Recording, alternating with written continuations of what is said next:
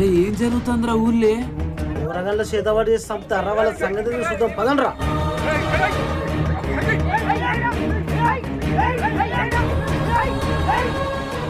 నీ చేతికే పసుగుంక చూసా నేను.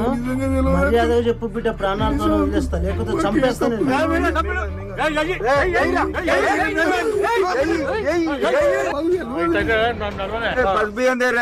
చెప్పరు పసుబియ్యం పెడితే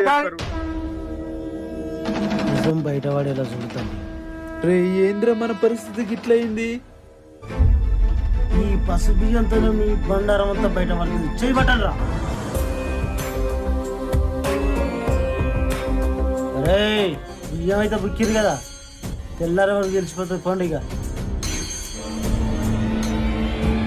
కూరని చంపింది మనమే తెలిస్తే ఎట్లరా?